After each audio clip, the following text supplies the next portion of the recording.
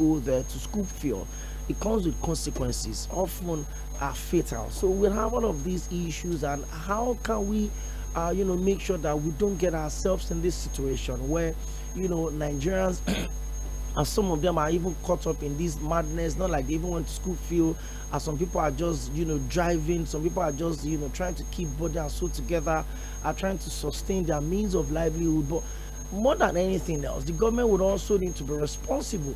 I know a lot of states in this country that have restricted the movement of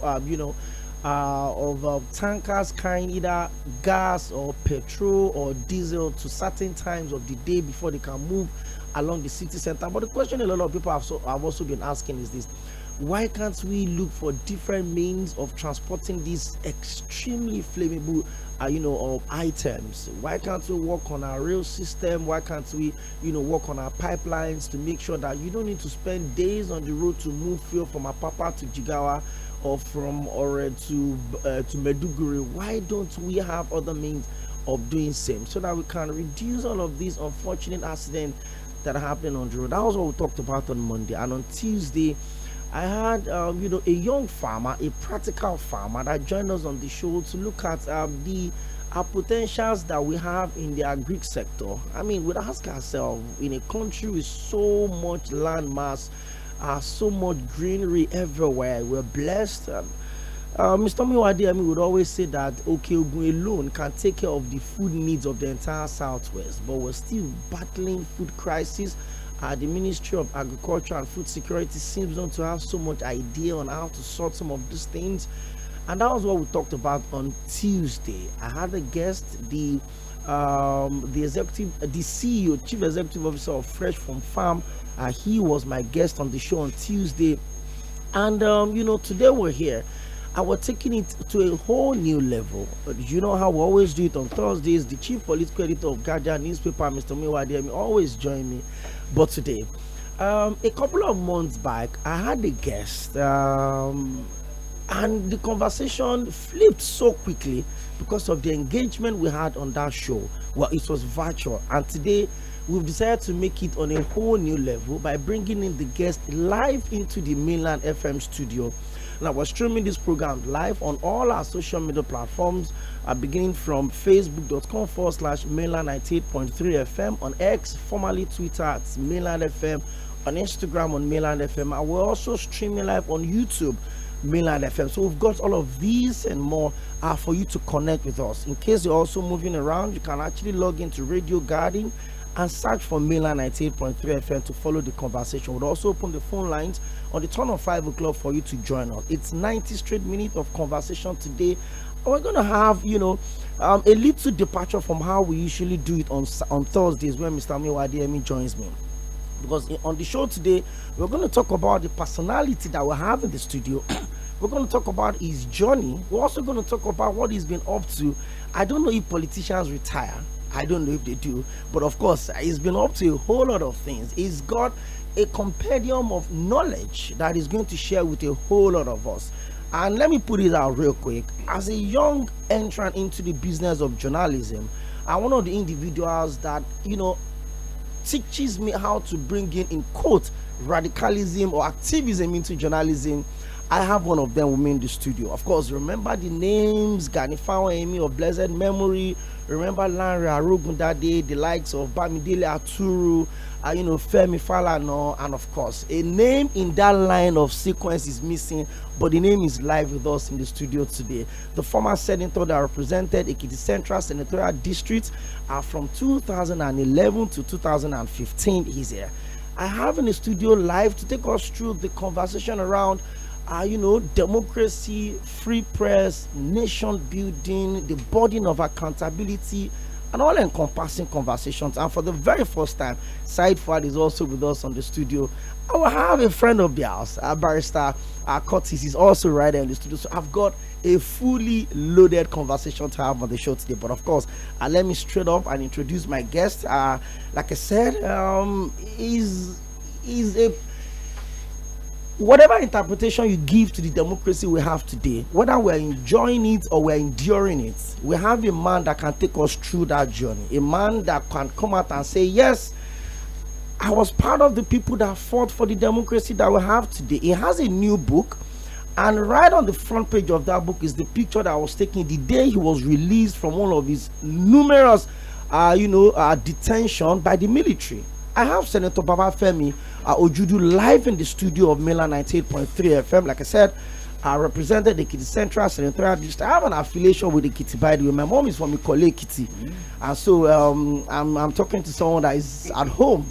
Senator Ojudu, good to have you live in the studio. We had a conversation virtually some months back, and it's my pleasure to have you join us live in the studio. Good afternoon. It's an amazing time, and like I said, I'm not going to be speaking with Senator Ojudu alone, but of course he's going to be the centerpiece of our conversation today. I have Said Fuad with us in the studio. There's also one man that I've always wondered how he sleeps at night, because I'm always a bit worried when I see people that can pour out so much information, just going through all of that. There's Barrister Curtis Adigba live in the studio as well, very well traveled, seasoned journalist. You need to listen to him talk to you about Donald Trump.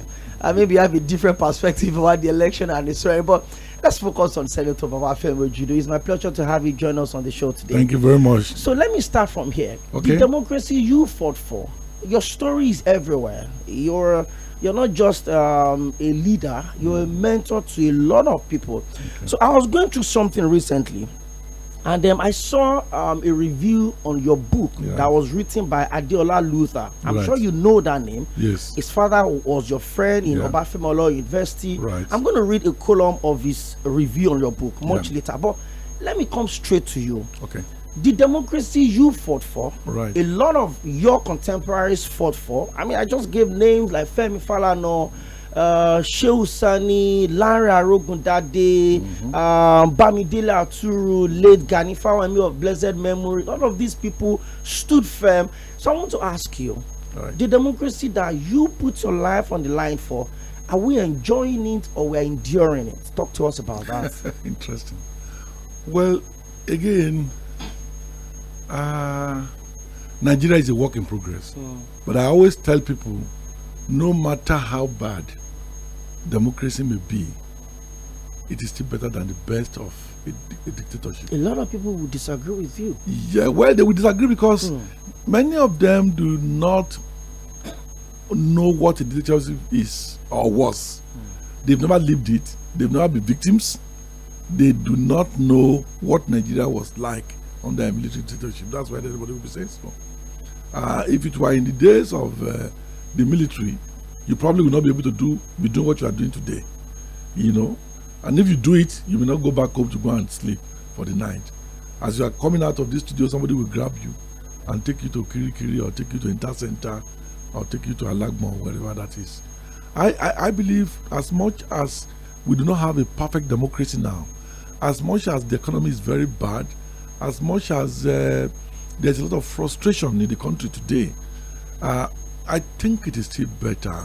But that is not to say then that we should fold our hands, you know, rest our head, become dumb and deaf. You know, we must constantly be on the watch. We must constantly, you know, put the feet of those who are in government to fire, and we must constantly protest. We must constantly demonstrate our lack of satisfaction with what we have. And it is in that process that improvements can come.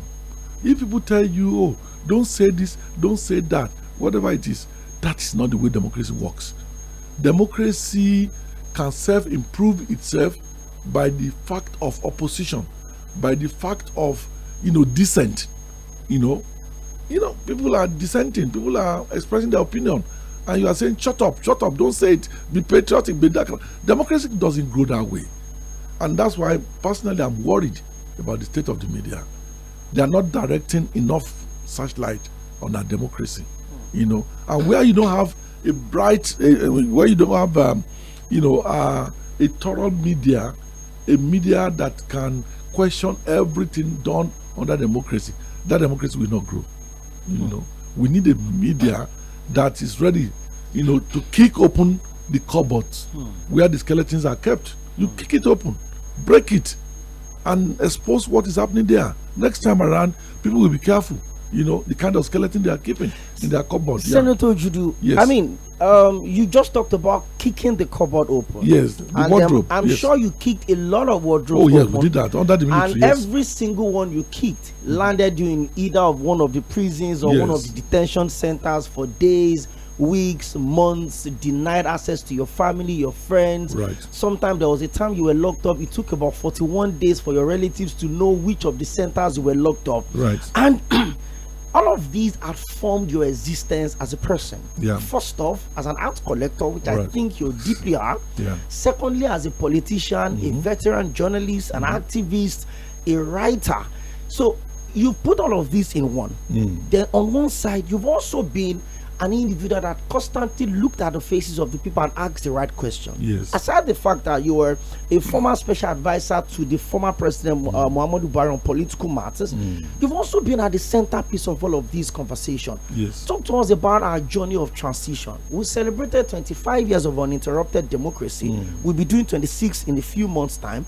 But beyond the numbers that we've been able to put up, beyond not having the military intervention like they used to call it, but of course we call it interruption. What else have defined our democracy that you think truly we fought for this, and then we're seeing, you know, maybe highlight of progress from 1999 till now? What has stood out for you in a different kind of democracy that we have here? Well, for me, except for the fact that we are not employing the freedom granted us under democracy to probe those who are leading us, I think the freedom is there. We just don't know what to make of it. You know, if we had vibrant journalists, vibrant investigators, vibrant editorial writers, vibrant feature writers, and all of that, and then again, above all, we have vibrant opposition, you know, maybe things would have been better, much better than this. But things are just going on there. A lot of things happening to us. Nobody's probing, nobody's asking questions. People are going away with blue murder, and that for me is the only worry. It's not as if anybody's inhibiting you from doing what you're supposed to do. Nobody is saying don't publish this, don't write this. Don't. If you look at social media every day, I mean, the kind of things people write about leaders, you know, I mean, we never found that in this country before. So there's that liberty. But what do you do with that liberty is the problem. People are not, employing that liberty to advantage, you know, to grow our democracy, to grow our society, to grow our community. And all of this worry you? It's very worrisome. Okay. Because again, you know, if you say you don't have a dictatorship, and then you have a democracy, and you allow everyone who are of influence in that democracy to do what they like without a challenge, that for me seems almost equivalent to a dictatorship. A dictatorship on a platter of gold. That sounds like an irony. Yeah, it's an irony. Now, you had an adventure. Yes. I decided to put it down in a book. Yes. So let me read the part I was talking about, the review that was done by Adeolu. Yes. It's a lengthy one, Right. but I picked a part that I caught, I found really interesting. It said, the book is an extraordinary narrative of resilience, audacity, and unwavering commitment to truth and adversity. It talked about the fact that Senator Femi Ojudu recounts his experiences as a journalist navigating Nigeria's perilous political landscape. That's one thing to note, where oppressive regimes view the press as a threat rather than an ally. The themes identified in the books include press freedom, activism, entrepreneurship, and survival. I've always known Senator Ojudu as a quintessential Ekiti man, a strong-willed, in quotes, a giddy man. He put that in context, and he said, and always willing to confront even death if he served for the greater good. It's an highlight in sharp business acumen, which allow him to sustain independence ventures like the News, the Tempo, and despite relentless government opposition. Now, the key words there: press freedom. Yes. Last year, there was an end bad governance protest in Nigeria from the 1st to 10th of October. I covered every single day of it. Mainland FM gave extensive coverage of that protest. But in the midst of that, we had issues in Kano, in Abuja. People were picked up, whether they're underage, whatever, it's a different conversation. But within that line of thought, Senator Judu, the word treason became very constant in the media. Right. Have we really abused that word in the line of people coming out to protest what they are not comfortable with? In a government that promised to take petrol back to 200 naira, we're buying at 1,000 naira. Again, that takes me back to what I said earlier on. If a government official threw treason at the face of protesters, the media is there to immediately dismiss it as no treason. When Dia and Co were arrested by Abacha for coup plot, we came out and said that's a phantom coup. And till today, that's what defined that so-called coup, phantom coup. You know, we investigated, we seek out in a lot of information, and just said, look, this man has just gone out on a mission, to just punish people for nothing, that kind of thing, So it is the media. The media is very, very important to democracy, to society generally. If you don't have a media that is alert, that is vibrant, we are in for a long night, So anybody can come in and say anything. Look, let me give you an example. Please go on. Underage children were arrested in Kano, taken to Abuja, locked up in prison. Underage. Until they were brought to court, many of us did not know. Nobody informed us. These were boys. Some of them were 13. Some of them were 14. Some were 9. Some were 10. And they went to court. If not for the fact that they were brought to court, nobody would have known. If somebody who was wicked had been in charge, line those boys up, throw them into the bush and spray them with bullets and kill them, that would have been the end. Nobody would have known anything.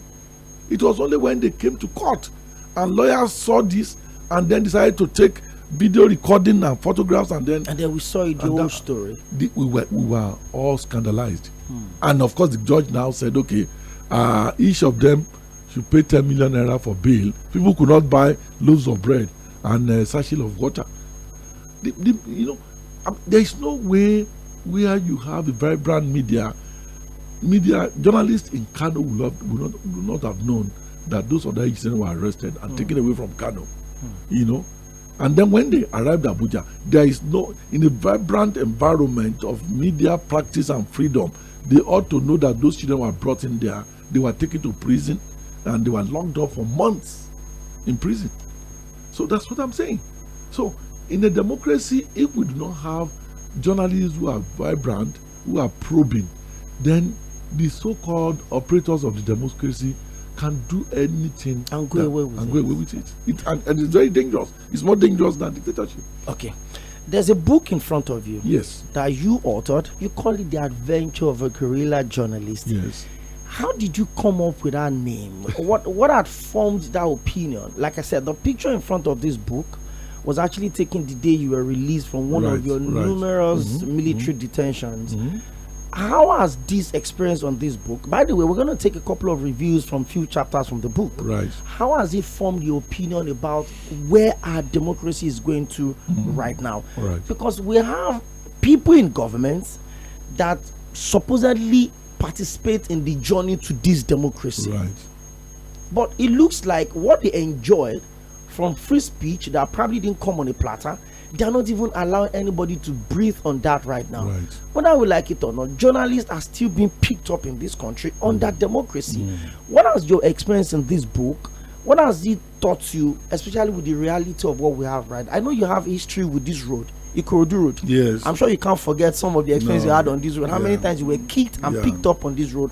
How had that informed your decision to put up a book like this? Now, let me tell you how this happened. I had some years ago decided to start writing my autobiography, which I titled A Good Fight. And when I wrote and I saw that it was running to almost, very lengthy pages, and I got involved very early in life in what happened around me. So I had stories about my early life, about my parents, grandparents in that book. My participation in the university days as a campus journalist, as student unionist, protests that I attended and helped organize and all of that one. Then, of course, my coming into journalism, all of those guerrilla years, fighting them. Then coming out of the military regimes, behind the scene participating making people governors, deposing governors, are doing all kinds of things on the political stage without being seen as a politician. Then 2010, I left journalism. I contested. The process of contest itself was very controversial in the state. So your issue with Senator Bodiola, the senatorial election with Bᴜɪᴜ and a host of others. That itself can form a whole book. And I said, okay, it may not be right for me to pack all of this into a book. So I then decided to first of all extract, this section that has to do with my journalistic years. It's a memoir of my journalism years that I have here. And what defined it was the battle, constant runs of a war between me, my organization, and the military and the authorities and all of that. So that's what we have here. From what I have now, I have 4 other books waiting to be published. We waited for this one. We waited for this one. So you're not going to wait that long for me to have the next, a journalist. Who were the people who assisted me to become, a journalist? How did I hone my skill to become a journalist? How did I find myself, doing cat and mouse, with military rulers, going to jail, coming out, doing things, running out to exile, sneaking in back to the country, and all of those kind of things. And what were the motivation? These are the kind of things you find. And some very strange stories, how God helped me to escape death at every moment. If you read the book, you will see that you will see hands of God everywhere. It's not by my power, it's not by my intelligence, but what it appears to be looks like intelligence. More people are more intelligent than me who died in the process of doing these things. But at the point when something very bad will happen to me, a spark just came to make me escape that kind of situation. And so you will find the book very, very, very interesting. And a friend of my lawyer called me yesterday and said, "I've finished reading your book." It's hard to believe that the person who wrote this book is still alive.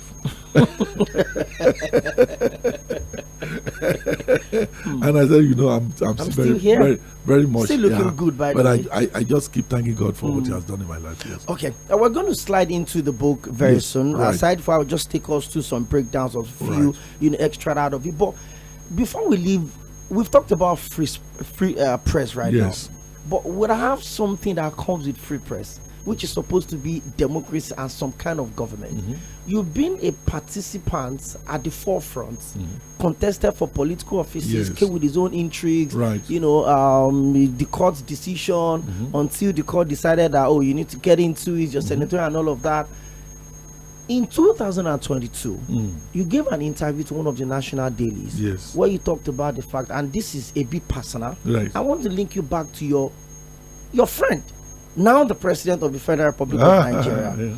And you talked about the fact that he did not make you, because there were words on the streets that he made you when he was governor. I know you were the director of his campaign committee in 98 into 1999 election. What happened to both of you, and why did you fall out? If you permit me, I wouldn't want to even talk about that. I want an exclusive here. I've done so much of talk about that. I don't want to appear as if I'm trying to defame him. Okay. We're still friends. We are family. If I tell you the extent of our relationship, you'll be surprised. But in politics, people disagree, and it's not as if it's a quarrel. No, it is not. We can disagree, particularly if you are principled. If things are being done in a way that does not go with your conscience, you can disagree. So I don't want to put so much emphasis on my relationship with the present president. He's an elderly man, so that I respect him a lot. I admire him, but I can be critical. That's me, and he knows me for that. So he will tell people that, look, no, I know Femi. That's him. Sometimes you even love a friend who can tell you to your face that what you are doing is wrong, rather than sycophants. Than the ones who are sycophants. So let's leave it at that. That is grappling with. I don't want an individual matter like myself and his own to occupy his mind and the mind of those who are working. Okay, and there's also Said Fawad in the house. In case you're just tuning in, you're live on Mainland 98.3 FM, and I've been speaking with the former special advisor on political matters to immediate past president Muhammadu Buhari, and also one-time senator that represented Ekiti Central Senatorial District from 2011 till 2015. There's Senator Babafemi Ojudu right in the studio. But of course, we're looking at his journey, how he's become who he is right now. And like I said, maybe a lot of people don't know that he's a very committed act collector. He's working on a massive project, and we're going to talk about that real quick. I mean, the fact that you saw something outside and you decided to go into some form of, collaboration with the Ekiti state government. Yes. We'll come talk about that much later. But aside for that, I mean, he talked about the fact that somebody asked him that how come the person that wrote this book is still alive.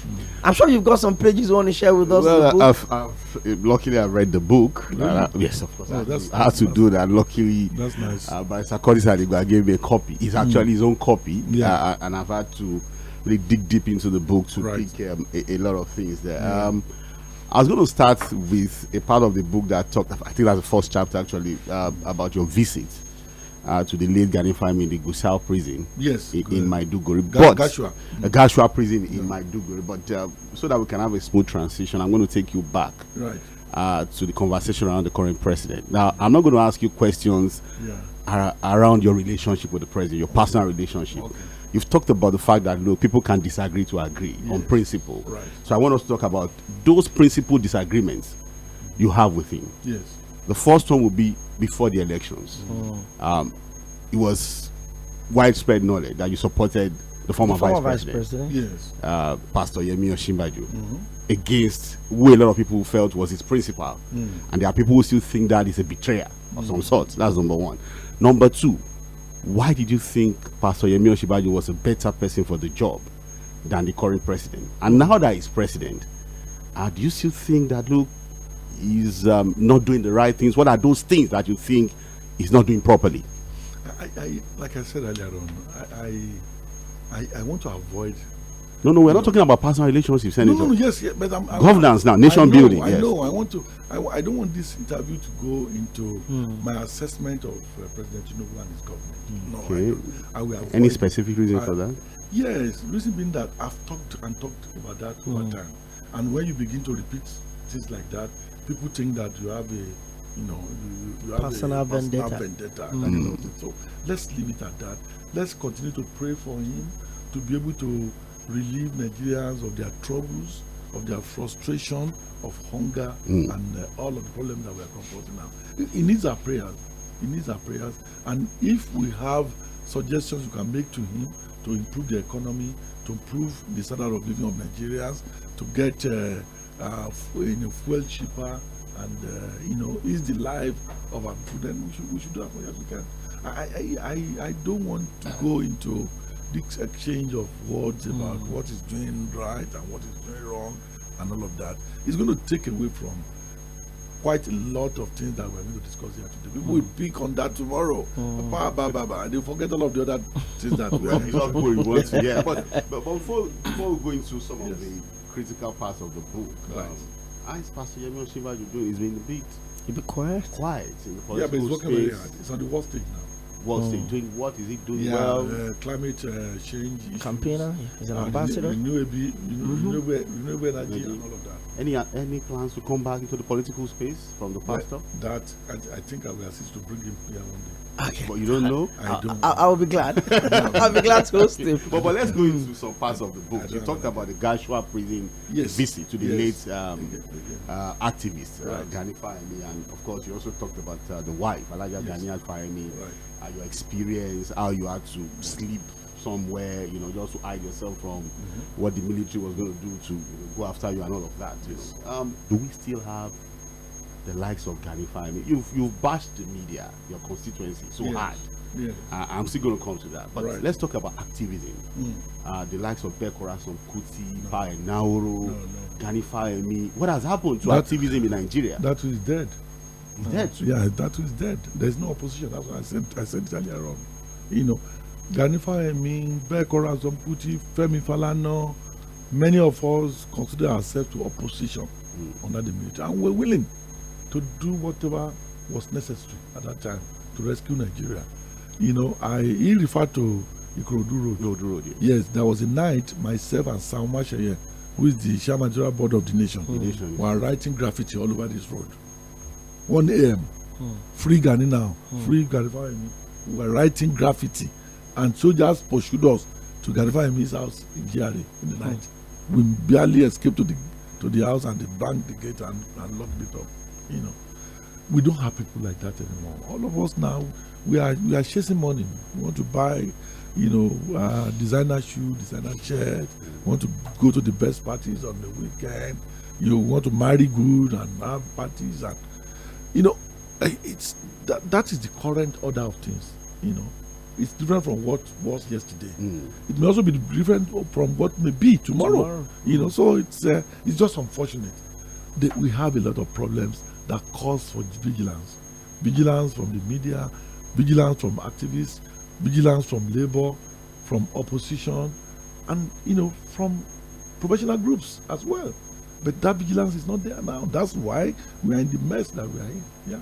All right. Are you worried about the current position of some of your colleagues who were in the trenches with you? Yes. You've mentioned some of them. Right. Mr. Bayo Onoruga, for example. No, I'm not worried. Why should I be worried? Worried about their position on dissenting opinion now? No, people that he got a job. He got a job. He has to do the job. He has to do the job. So the job naturally makes you to change. I don't think it's about ideology and philosophy. When you get a job, you reflect on your capacity to do the job, your willingness to do the job, and you throw in everything to it. Yeah. Why he took the job and why he's doing the way he's doing it, he will explain when the job is over. When the job is over. Yeah.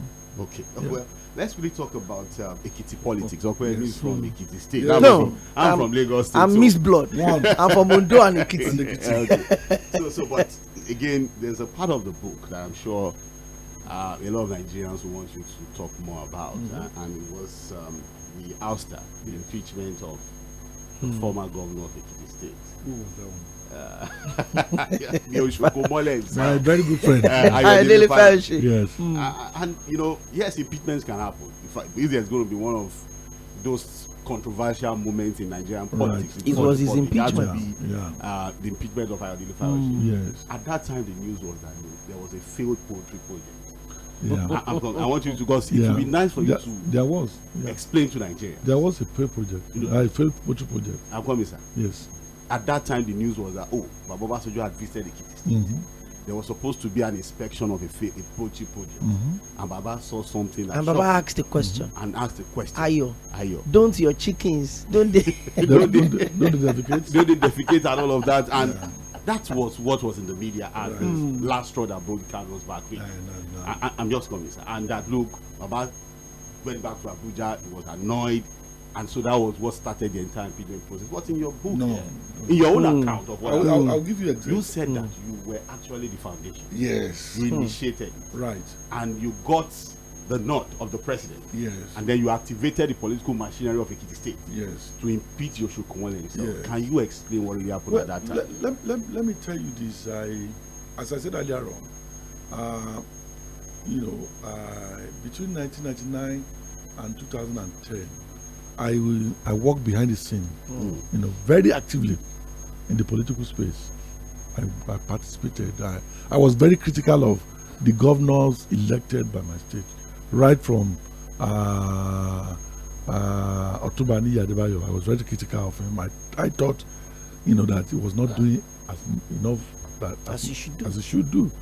And that was at the point when myself and Femi Falana formed what we called Ekiti Progressives.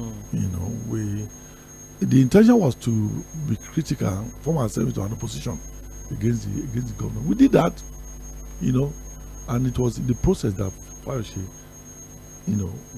sold himself to the people of Ekiti by fetching water in water tanks for the people, putting 4 Panadols in the sachet, going to marketplaces. Ajilosun was always a spectacle. Yes, on market days, he goes to the villages and put 4 Panadol inside sachets and distribute it in the marketplace. And people say, Pʀᴜᴜᴜ has come to treat us, has come to give us medication and all kinds of things. So, he won that election, and I saw through him martially, and I knew that danger was coming.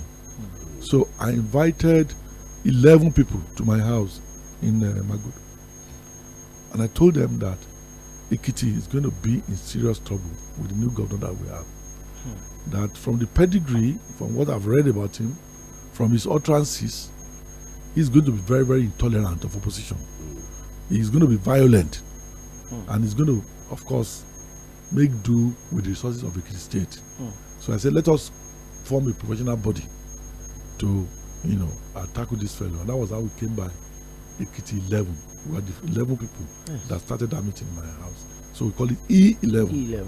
So then, of course, many more people joined us. There are medical doctors, academics, businessmen, and people generally of goodwill from Ekiti State, men and women. So I saw Aluko from America to come and give a speech. So he came, rambunctious as he was then, and then took the microphone and said, well, gentlemen, if you are here and you are forming this group just for culture, I'm going to tolerate you. But if you ever veer into politics, I will deal with all of you. A sitting governor? A sitting governor. I just saw, yes, trouble certainly is coming. After that event, we met in my house in Ado-Ekiti. We reviewed the situation, and I said, well, everybody should get ready for the. As we don't know, there was Dr. Daramola Ayo. He was a World Bank consultant. He happened to have taught me, in the secondary school. He was A-level, he had A-level, and came to teach in my school. I was fascinated by him. Young man, brilliant, intelligent, just as the Ekiti people were fascinated about his work, putting water in villages, renovating schools, using World Bank resources and all of that. So, initially he was reluctant to be seen with us in the open.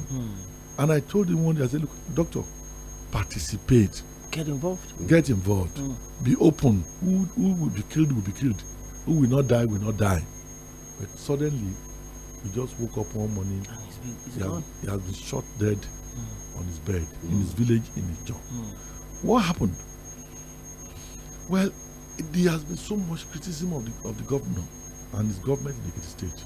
Obasanjo got worried about it.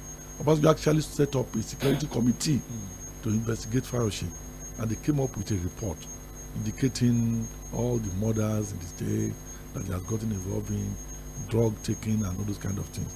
And I got a copy of the report, and I published a pamphlet with it. I printed 10,000 copies and circulated it all over the state. I think Obasanjo now felt that he should prepare somebody ready, for that position. So I learned, I don't know, that he now was summoned to Abuja and had a meeting. 3 journalists, and briefed them that I'm just coming in from Abuja. This is what the briefing I'll be given. I'll be going to politics. The PDP they've made up their mind to use me to replace the sitting government. Was that too much to give out? That was it.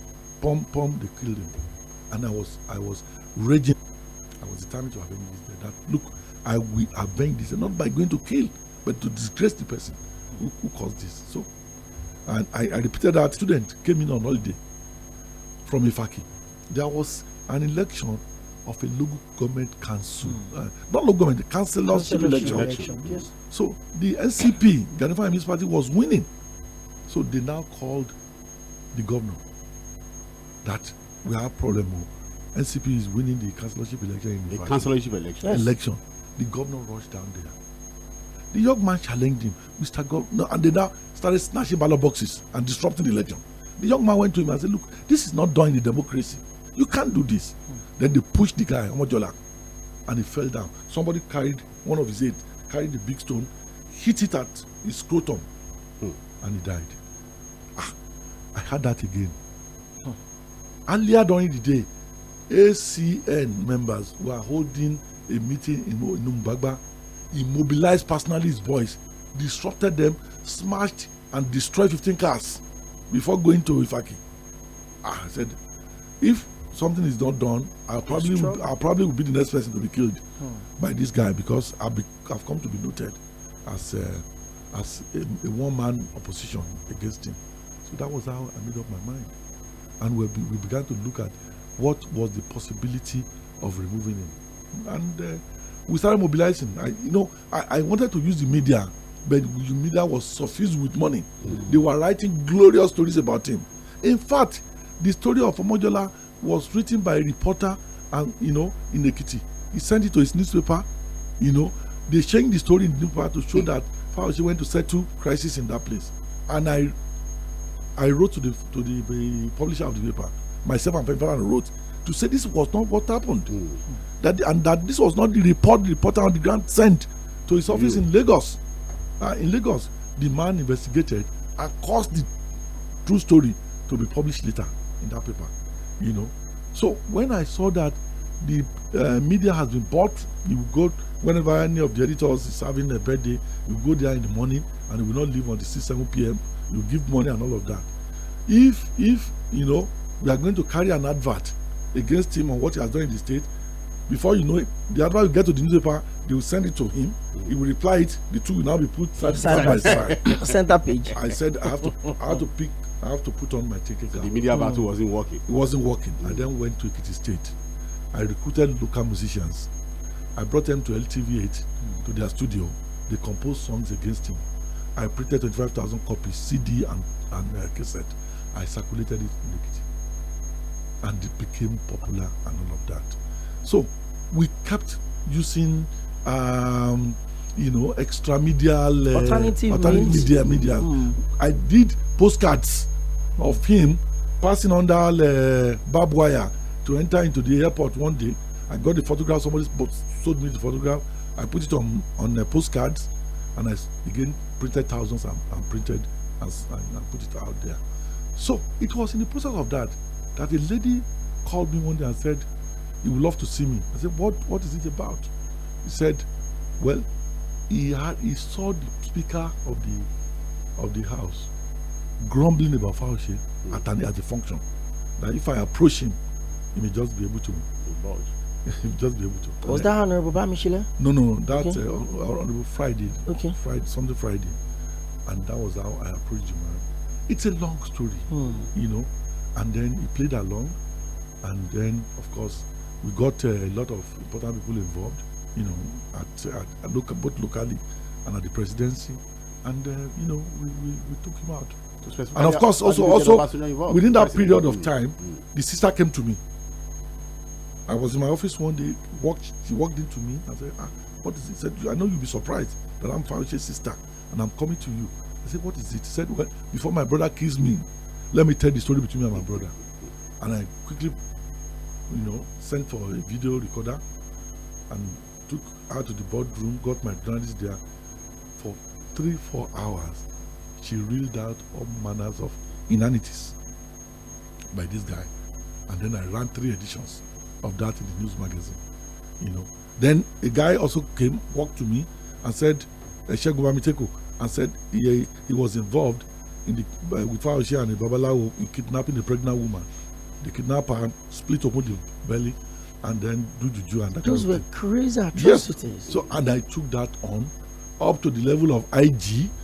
We got the Babalawo arrested, got the guy who participated with him arrested, collected their confessional statement and all of that. Again, the system was manipulated with money and other things. And I confronted the IG, challenged him. He said that you go and lock me up. And I went. But Obasanjo again, ordered that I be released at that time. So with all of that, I brought the guys to Lagos there, took them to the Loot guest house. The guys said the legislators. The legislators, members. his members. They were arrested. Of course, we investigated all the corruption cases and then passed them to EFCC. They were arrested. We brought them to Lagos. I kept them, feeding them, and assisting them for whatever. From there, we moved to Akodo because Fauci was training them.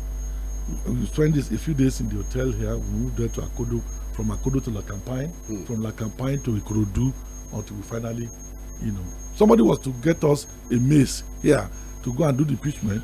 The person reneged. That will be contained in my book. The person reneged at the last minute. And, I sent to Benin, for somebody to go and carve out a mace for me. They gave it to me, and we went in and and got it done. But while he was still governor, when I started writing almost on a weekly basis about him, he sued me, and I came to court with compendium evidence. Falana was my lawyer, and after about 3 months of grueling, examination of those evidence, and the judge, Justice Ramola, is still alive, came up with a document that you do not have reputation from all of these things I've seen on my table. Therefore, and the sitting governor? Yes, therefore, whatever it is you do in life, whatever anybody say about you in life, you have no integrity to uphold. So he went to Ilorin to appeal to appeal the case. In fact, the language used by the judges in Ilorin were even more violent, more damaging than that one. But something happened during one of the cases. Myself and Falana left Lagos for Ekiti. On one of those cases, then we got there. I told my driver, never you, under whatever circumstances, leave my car to say you want to go and eat. As soon as we finish this case, both of us go and eat somewhere. So, Falana parked his car. I think the driver left. They tamper with the tire, the nuts of the tire. Of the same Femi Falana. Leaving court that day and coming back to somewhere before Ilesha, the two tires in the front flew off, and he somersaulted. Only God saved him. But he was resolute. He stood firm. He was never even bothered by that incident. We pursued the case to its logical conclusion. So that's it's full of details that only a book can do justice to, and I will do that. We're waiting. Yeah. All right. Well, it's interesting. Really, it's still the situation. We don't have an engagement, right? And it would be nice to give us some of the things that you did. The risks you took as a journalist. There's a popular Nadeko. In fact, sorry, let me remind you of something. People may not know. Oᴑᴜᴜ lost his was it his mother or dad now? You say Oᴑᴜᴜ yes. And he invited senator. Yes, he invited all our leaders. S̩ẹ́gun Ọ̀ṣọ́bà, Aṣíwájú Bọ́lá Ahmed Tinubu, Bisi Akande. Everybody came to celebrate with him. To celebrate with him. Fáyọ̀ṣe got to know he locked them up in that compound. All of them. Including the current president. Including the present president. I think there was also Senator Bode. He was also part of the people that were locked up as well. No, a lot of dignitaries locked them up. They were waiting to go for the church service. They were locked in there. They were locked up with security. They couldn't get out of there. It took a lot of persuasion to get them. But those kind of things do not go well with me. So now when I look at him and he's charming with some people, I just say look at them. Almost like friends with these same people now. Well, it's unfortunate. That's the way Nigeria goes. So he did that. Look, S̩ẹ́gun, who was a member of the same party with him, went for a meeting at Chief Alegan's house. He sent dogs to beat all of them up. S̩ẹ́gun is an engineer, an elderly person, older than him. They threw him in a truck and drove him away. And then they went and locked him up in the police station. It took a lot of calling around in the night and for me to be able to get him out and brought him to Lagos to go on Repower to state his case position. After that, I took him to an eye clinic on Nagidimbi Road, owned by Ambassador Eniola Ajayi, to get another glasses for him. So like I said, I can do a whole book on the kind of atrocities committed by this guy. But you've had a lot of encounter with him from the courts to the ballot, because he had a return. You were on the same senatorial. You defeated him on the election. Yes, I did. Ekiti Central. I did. Yeah, I did. He told me. At that time, he had met with our leaders without my knowledge, and they had promised him senatorial seat if he could support Kayode. Nobody told me. I had my own ambition to become a senator. I contested against him and I defeated him. I'm the only one who has defeated him. There was 27,300 vote difference between both of you. More than that. It was well beaten. Yeah, more than that, yes. And he couldn't even go to court or to the tribunal. So, Saidfa was trying to build a narrative on your Nadeko story. Yes. It's a journey that a lot of us are quite fascinated with. Right. The transition of Nadeko how Afenifere came up, how the Alliance for Democracy platform also came up in 1999, the Olufalayi conversation and all of that. You look at that Nadeko of that time and the reflection of the people that held Nadeko of that time to what it is right now. Can you conveniently say, Senator Babafemi Ojudu, that you're proud of being a part of that movement? I will remain proud of that movement for as long as I live. Yeah, I mean, it was a movement made for a particular time and season. And it served the purpose? Yeah, it served the purpose. Yeah, without Nadeko, Abacha would probably still be ruling us, and probably would have, handed over to Muhammad, his son. Maybe the son will hand over also to his own son, that kind of thing. But people look, Enahoro was in his 80s when he led Nadeko. Enahoro sneaked in his 80s, sneaked out of this country on a motorcycle through the borders. Is that the Nadeko route? The yes, the Nadeko route. Soyinka sneaked out. Bola Ahmed Tinubu sneaked out. Many others sneaked out. They suffered in exile. They had little or no means in exile. You probably do not know what it's meant to be tired of your comfort zone and go to away from your family, away from comfort and everything, and go to. So it was a lot of sacrifice they made at that time.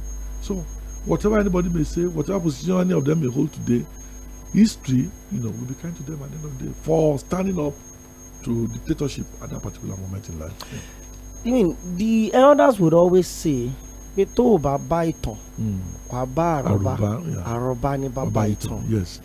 Now, this book you have is an Iton. Yes. Unfortunately, the generation that we have right now, Senator Ojudu, we don't exactly align with Iton. We live with our current realities. Yes. Some of us don't even have an, like you made a statement that the worst form of democracy is better than any military. Yes. That has been my position on this show for years, and each time I make that statement, people call to bash and all of that. Because they don't know. Is it that the right stories of the journey to what we are right now is not being properly told, or we think westernization is changing the narrative? Let me tell you this. I was on Facebook one day, and one young man just said, "You people who destroyed this country," and that was me. Talking to you. I was talking to him. I now went on his Facebook page to check his age. He was born in year 2002. Okay. So I smiled. I said, no wonder that you are saying this. So that's why it is important that we must write our story. Everybody involved, whether journalist, whether labor unionist, whether student unionist, whether civil society member or whatever, politician at that time. Look, there was a time Senator Abu Ibrahim, Bola Ahmed Tinubu, and the senator from Benue State were arrested and kept under his stair in Alago, under the stair in Alago. Just flintly covered by some ramshackle mat to surround the place, and they kept them under that place. I went to visit them several times. Next to that building was where an hour or two was kept under the stair. So many of these young people do not even know. They don't even know the sacrifice people have made. So when what happened then? What's it called? NSAS thing happened, and people were thinking that they were the best thing that has happened to Nigeria. They didn't know that. Look, I would recommend the book to you, Fugitive Offender by Enahoro. Fugitive Offender. Enahoro, from the age of 18, had been arrested and locked up in prisons across Nigeria. From Benin to Lagos to Kaduna to Kano, he was being taken until, when he was 27 and moved the motion for Nigeria's independence. Go and ask what the fate of Aminu Kano was. Gambo Sawaba, a woman, many times they broke her fingers, the fingers on her hand, and several others across the country.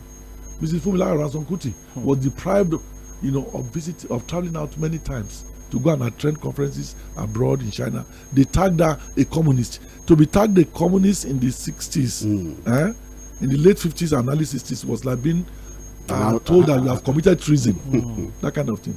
Bokugo Okoye, the old man was a labor unionist. I remember his name. All of them suffered. But the records of this period were not known to our young people, or they are not, inquisitive enough to search for those things that happened in the past to inform their action. So everybody who did not participate in NSAS must be a coward, a collaborator, or this or that kind of thing. And that was why the thing degenerated the way it degenerated, because they didn't care to learn from history on how these things could be done and what to do in the circumstances they found themselves. So it's good for us to write our stories. Everybody who participated at that period, just the way, look, I've read Fugitive Offenders 4 times. And now had only school cert. You would have thought that book was written by a PhD holder. He never went to university. He never went to any other institution. His English was, impeccable. His organizational sense, his logic, everything, go and read. It's the book you must read. I'm still trying to see if I can get in touch with the family. I will reprint that book so that Nigerians can see what it means to be an activist, That's a lot. Well, okay, sorry, just a minute. Still our writing history, so that Yes. we'll talk a bit about history now. Right. The cap you have on today Yes. speaks to history. Right.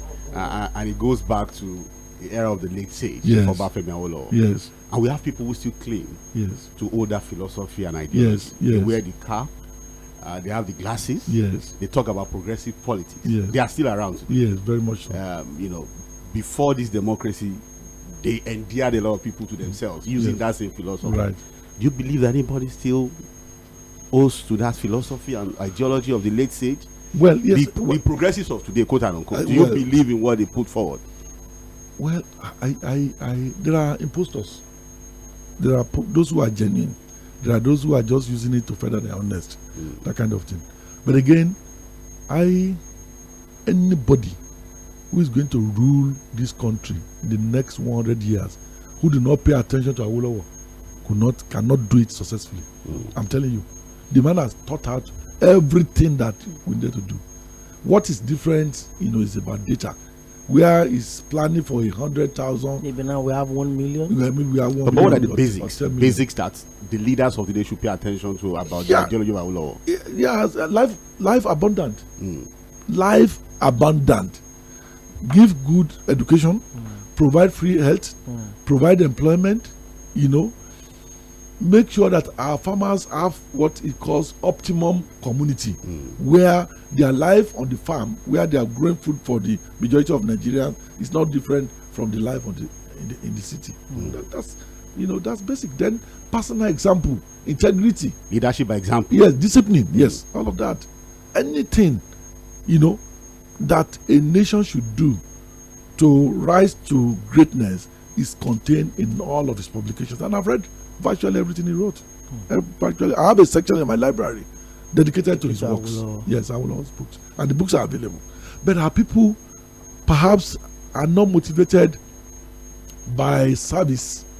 So that's why they are not seeking knowledge. They are not seeking information that could help them. You can't reinvent the wheel. The man did so well in the Western region, honestly. If he were not, if he hadn't do what he did at that time, maybe I, even as an individual, and others of my generation will have been working in the motor parks or doing some silly things, that kind of. But a generation of Nigerians were educated, they got good education and all for free. This man went to Akure to brief the king and the people of Akure of his plans. He stood up and said, I'm willing, I'm going to introduce free education.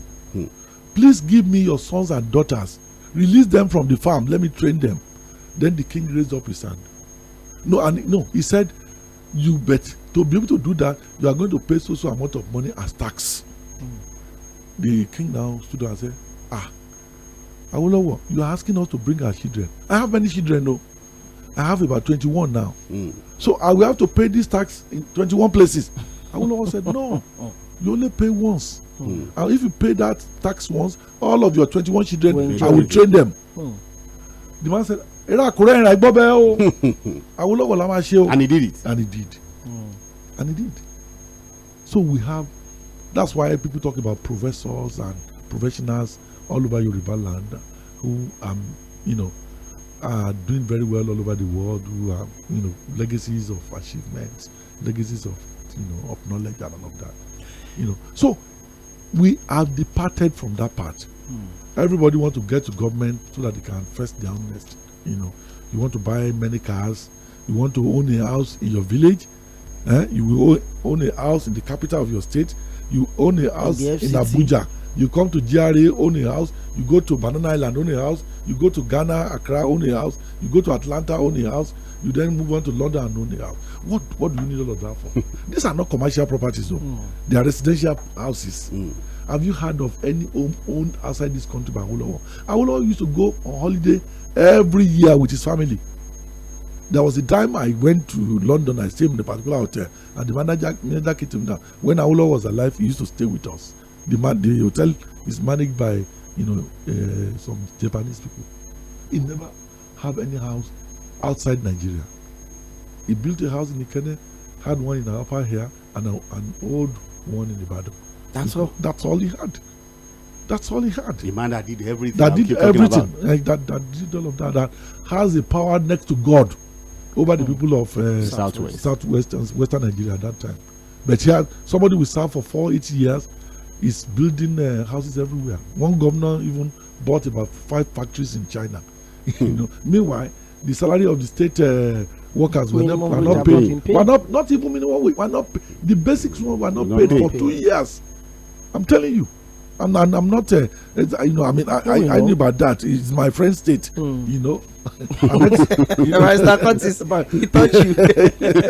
He touched you. But of course, my state is one of the worst governed states in the country. It's only this man that is trying to turn things around. Yeah, Father Leah. And they are fighting. They're fighting him. Yeah. So it's a puzzle for me. What would you want to do with 8-10 houses in different parts of the world? What do you have? Can you sleep in more than one room at night? So we have a problem. Senator Judu, yes. The phone lines are buzzing. People want to ask questions. Yes. But before we get to take those feedbacks, right, let's go back to your state. From 1999 till now, we've had former Governor Adini Adebayo. There was Fayoshe's first time he was impeached. There was Babatunde Olurin, the military administrator. Fayemi came in. Fayoshe came back, defeated him again. Fayemi came back. Now there's Bao. Yes. And one of the things that I've observed about Bao is the fact that he's, trying to unify everybody. I've seen him met with Fayemi. They're always in constant company of each other. I've seen him visit Sheguni. He's visited Fayoshe's house in Lagos and all of that. And I'm seeing how they are documenting some of the things going on in Ekiti. The airport project will soon be going to commercial purpose and all of that. In a minute or two, how positive are you about the steady progress? Because when I looked at how Ekiti started under Bao, it looks like it's a business that is being started from the scratch. No disrespect to what former Governor Fayemi did, but now you can easily get data and document on Ekiti, numbers everywhere, some form of transparency. How would you rate the administration in the last 1.5 years? By 2026, he will go back to seek re-election from the people of Ekiti State. What would you say about him? Well, let me say, I'm never in the business of praising. I'm never a sycophant in any way. But I can tell you today that the guy who is there now has been the best we have ever had. Yeah, he has been the best we have ever had. In terms of infrastructure, in terms of bringing everybody together, in terms of eschewing violence, either in words or in deeds. He's a very different person. He is reaching out to opposition, reaching out to members of his party, respecting everybody, respecting kings. And the one significant thing that he's doing, which impresses me a lot, is the local content. If this guy wants to buy vehicles, for official vehicles for people, he will call all the car dealers in the state and said, these are the number of cars we want to buy. Get together, supply those cars, mark up your profit, and we'll pay you. That never happened before. In the past, somebody will go and bring a Lebanese or bring an Indian. They'll come and supply, do their mago uru thing, and there'll be no benefit to the state. Same thing with contracts. Same thing with even gifts during Christmas. You want to buy cow for people during Christmas, you will call the local dealers. And he's also bring the cows and we pay you. Bring the rice and we pay you. and it's injecting resources to the local economy. But in the past, it was capital flight all the way. And you know, I live in Aɗo-Ekiti now. Roads that have been impassable for decades have been tarred, and you know, so that's it for me. And people do not need much. Attend to their needs. You know, live a transparent life. You know, don't be gallivanting all over the place. You know, when problems are trying to be solved. You know, and respect people. They elected you. Don't be arrogant and haughty. You know, when you do all of that, then the rest is very simple. Okay. Yeah, for me now, the way it is in the state, it will take a madman not to return him. No, to stand against him. I'm telling you. I mean, I you know, I'm a politician. I'm a journalist. Okay, you are a politician. You are not retired yet. What? Madmen in Nigeria. That will stand that. Senator Judu, you are not retired yet. Well, I'm retired from competitive politics. For now. Yeah. So now it's developmental politics now that I'm involved with. No, honestly, I'm involved with quite a lot of things. Yeah, I found out that there is life outside politics, and there is peace of mind outside politics. Now, on a monthly basis, I host an Ekiti book club. You know, people gather in my house. We read books to ourselves. You know, somebody comes to tell us how to write. You know, another kind of thing. I do that. As you said, I collect arts. I'm turning my house to an art environment. I'm hosting art residency. You know, bring in young artists to come and live with me, about 4 or 5 for 8 weeks. They have an environment to produce their work and everything. Then by the third quarter of this year, I'm hosting the writers residency. Bring in talented young writers. They come and live in and write their books in my house. Well, I'm enjoying all of this. Then grow things. I have fish ponds. I have fish ponds. I'm rearing fishes. I have a goatry where I have goats. I'm rearing. You know, I'm rearing snails. And you know, I have a geese yard where I'm breeding geese. I even recently added tortoise to it. So yeah,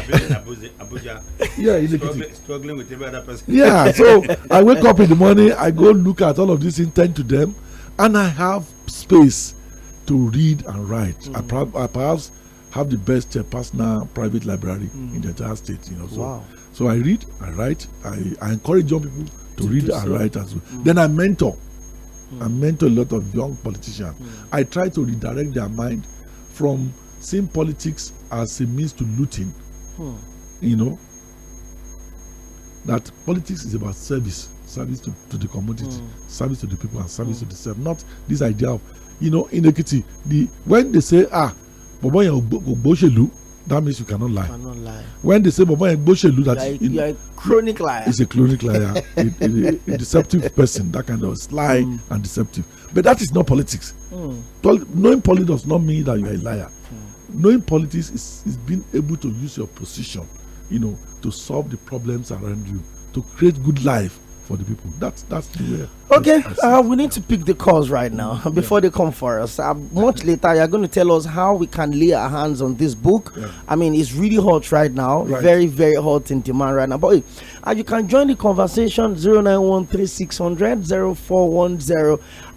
For the past 1 hour 15 minutes, I've been speaking with Senator Babafemi Ojudu, the senator that represented the good people of Ekiti Central Senatorial District from 2011 to 2015. He was the he defeated Fᴜʟᴜ. I decided it's important to put that on record. And of with course, a wide margin, very wide one, very, very wide one. Our former special advisor on political matters to immediate past president Muhammadu Buhari is live in the studio talking to us about the journey so far, and of course introducing his book, his new work of art, The Adventure of a Guerrilla Journalist to the Entire World. We'll talk about that before we walk out of the studio today. Let me pick your calls 1 minute, just straight to the point.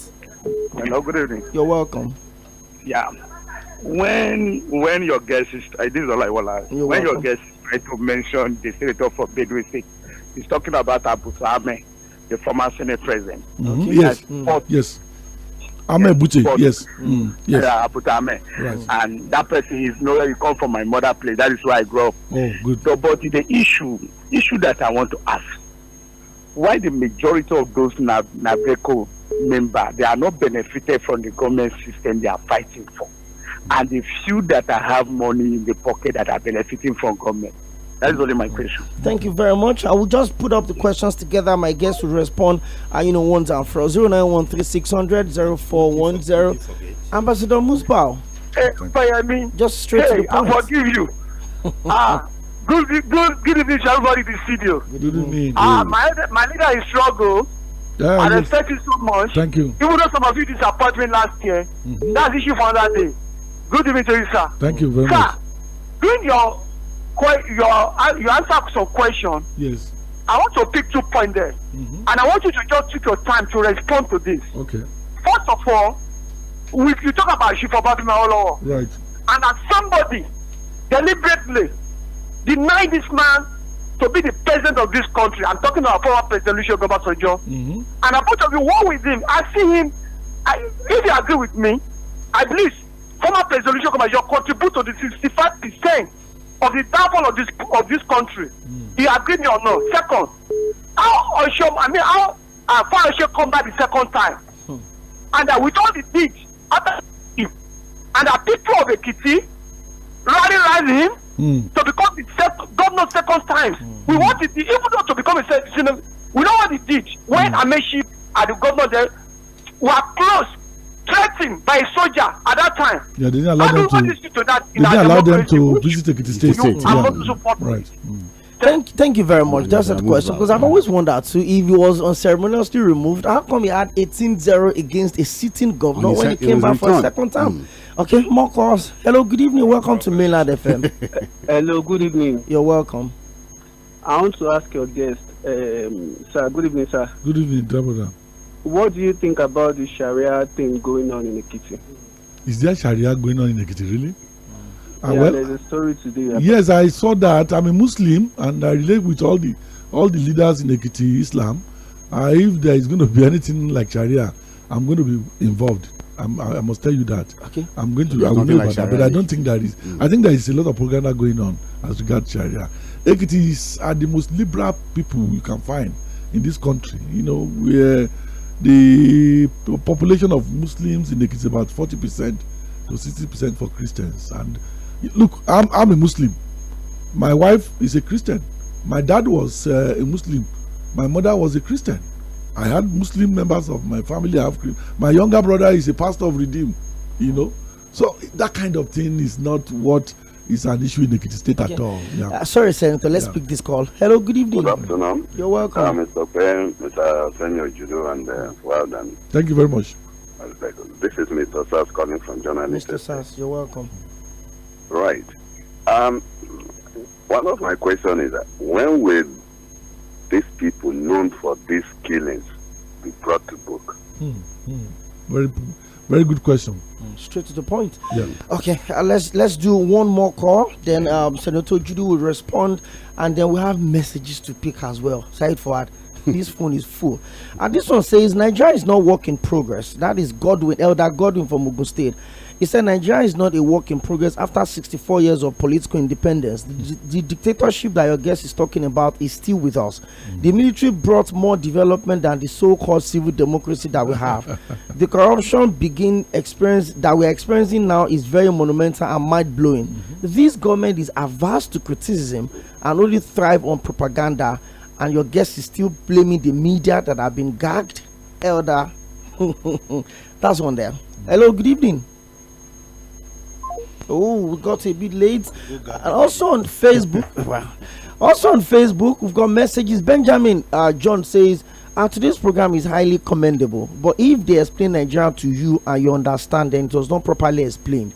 But kudos to the former senator on the programs with you there and our Sunday lecturer, Barrister Curtis and Fuad. You people are the best. Keep it up. Thank you very much. Aziz Odukale says, Senator Babafemi Ojude is one of the most respected politicians that I want and I love. But the big question is that most of those who fought for democracy and they are now in government, they are worse than the military in terms of performance As a result, we're not even enjoying the dividends of democracy. Okay.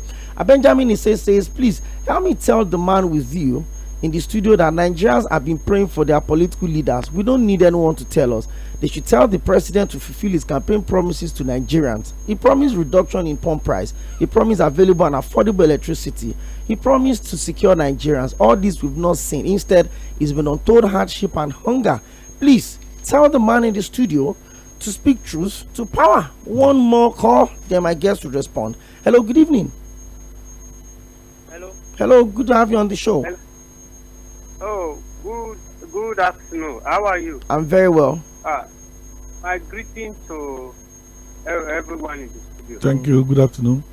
My name is Sam from Mowe. Hello? We are with you, Mr. Sam. Hello? We are with you. Yes. Okay. I'm commending what you have been saying. In fact, we need leaders like you. My question goes to from the look of things, you belong to those that we are tutored by Awolowo and all followers of Awolowo. Can you tell? And the present president also belongs to the same group that you belong. Will you agree? Can it be said that the present president is following the footsteps or what the Awolowo should have done? I suppose he was the president of this nation. Okay, he got a question perfectly. Thank you very much. This one says, good evening to you all in the studio. What a great revelation we're having on today's show. God bless my country. Lukman Oladipupo says, greetings from Dakar, Senegal. I'm listening to you live. Pray, pray, and pray. We've been praying since 1900. Bikon, let us walk and add prayer. This one says, my name is Festus from Ikorodu. God bless the guest that you brought today. I joined in the first time he joined you via phone, and I'm glad you were able to bring him into the studio today. I want to ask him a question. What has he learned from the military that is making him worried that if the military comes back, they'll make things difficult? So Senator, I think we should wrap it up from here. Please respond to some of those questions. Yes, thank you. Let me take the last question, which is that what have I really learned that scares me about the military comeback? I think that's content. When you read my book, Adventures of Guerrilla Journalists, you then know why they can't come back. why they should not come back. And you were even forgotten in prison. I was even they forgot you there and they kept somebody somewhere. And I wore the same clothes, that same pair of kaftan for 8 months plus. I never changed it. So it's just we are here. You are writing today. I'm sure your laughter had even answered the question already. You are on Facebook writing. We are here talking. It is not possible under a military regime. The kind of things we are saying here, no, it's not. It's not going to be allowed. The military don't tolerate that. Yeah.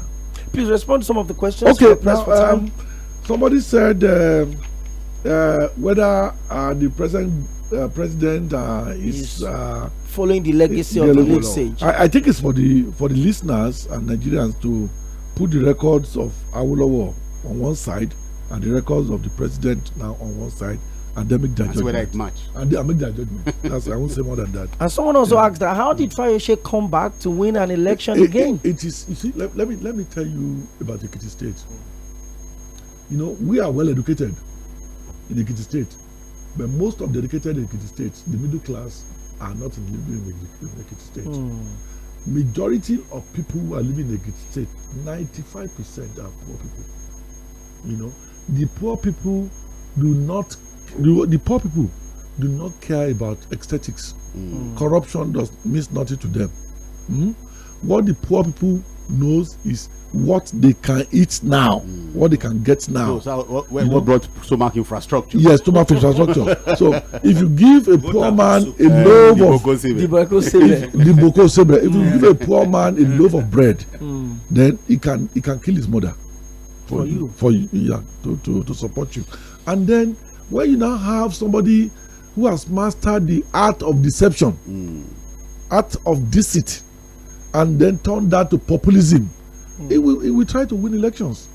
It will take another person who has the guile and who has the courage to fight hard to defeat such a person. So I was equally embarrassed myself when he came back, the second time and defeated us in 17 of 17 local governments. Okay, let's wrap it up from here. Yes. How can we get the book? I know, like I said, it's really hot in demand right now. Yes. If I want to have it, hundreds of thousands of people listening to us right now, millions watching us on our social media platforms. Google Roving Heights bookstores. Roving Heights. Okay. They have stores across Lagos. Okay.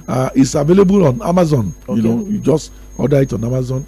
Same thing in Abuja, in Ibadan, the booksellers in Jericho, they are having it. There is Sunshine booksellers, online. There is Udara bookstore.com, you can also order from there. So it's available in bookstores across the country. Can we get some in the studio here? It's possible. Yeah, why not? You can also get some. Why Thank not? you, Barrister Curtis. I don't want to be too forward.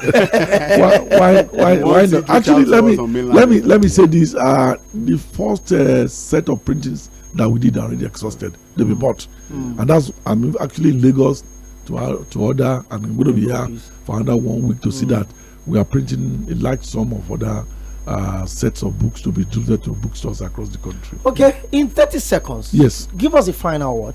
Talk to us, talk to Nigerians that want some message of hope.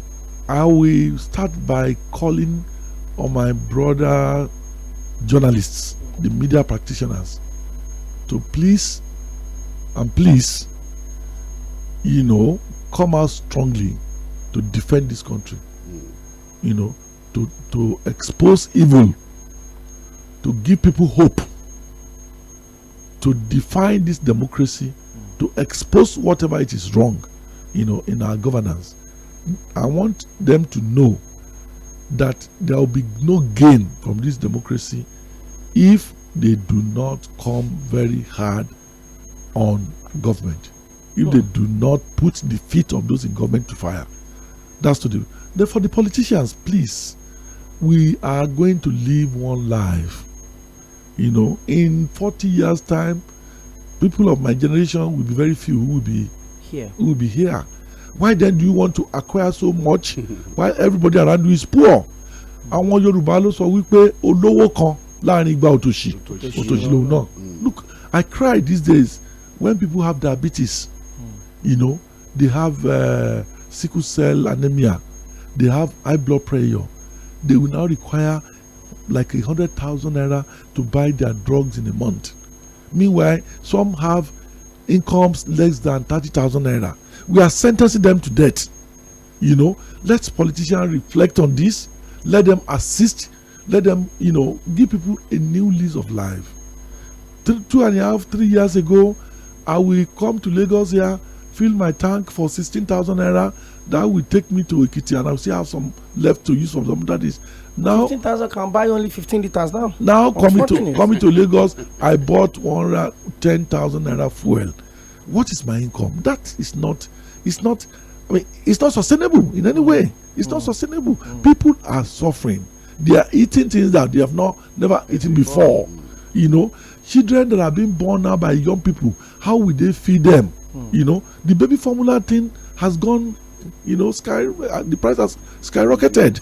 So marriages will break. Single mothers, single fathers will be there, and these guys will be brought up in a manner that they will constitute nuisance to the society in future. Can't we all come together and say that we want to build a decent country? We want to build a country that we all be proud of, and we don't want to run away to go and slave away in other people's country that were built by their people. Now Trump is back in power. As of today, they've arrested 300 people to be deported from America. I tell you, a good percentage of those people arrested will be Nigerians. They are going to be humiliated. They are going to be separated from their families and all of that. We have a lot to take care of everyone in this country, but the greed, the centers of theft has expanded. That look, everybody want to steal, so that they can build mark mansions, they can ride big cars and all kind of thing. Let's come together and solve this problem. That's my message That is, I mean, that's pretty interesting. Yes. Thank you so much, Barrister Curtis Adigba, for being with us in the studio. Side Forward is also here. I handle the review part of the program, and my guest have been Senator Babafemi Ojudu. I represented the good people of Ekiti Central Senatorial District from 2011 to 2015. I was the special advisor on political matters to immediate past president Muhammadu Buhari, and now is a man of many parts. Thank you so much for finding time to be with us on the show today. And like you said, you can actually get his book, The Adventure of a Guerrilla Journalist, on Amazon and quite a lot of publishers around. Keep your dialogue on Mainland 98.3 FM. Next up is the news, and by 6 o'clock I will come back to take you through the world of sport on Sports Cruise. We've got so much to talk about. The Champions League action was hot yesterday. The Australian Open is also going on strong right there in Melbourne, Australia. But all of that will be by 6 o'clock. Thank you so much to everyone that called. The messages we couldn't pick, we apologize. My name is Ōkpeyemi Akinde. Keep your dialogue only on Mainland 98.3 FM, because we are the sound of Lagos. Have a very good evening. Thank you.